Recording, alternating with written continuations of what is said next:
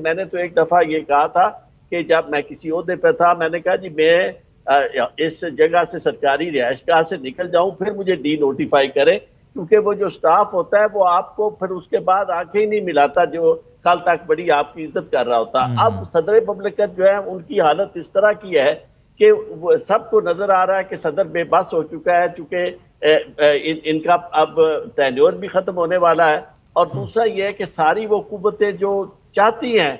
कि सदर जो है वो नजर ना आए, उनके लिए भी इस तरह की सिचुएशन पैदा करना जो है वो ऐसा बड़ी आम सी बात है, आसान सी बात है कि सदर ममलिकत को बेबस कर दिया जाए। और इस तरह की चीजें जो स्टाफ है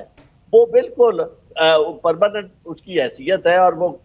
सदर की बजाय कि वो वो उन हालात पैदा कुव्वतों किए का। जाए कि सदर साहब जो है कि अपनी मुकर्ररा आईनी मुद्दत से पहले चले जाएं या जब मुद्दत मुकम्मल हो, क्योंकि आईने पाकिस्तान ये कहता है कि जब तक नए प्रेसिडेंट का इलेक्शन नहीं होगा तो साबका प्रेसिडेंट जो है वो काम करते रहेंगे। तो वो उस पोजीशन पे लाना उनको कि मजबूर कर दिया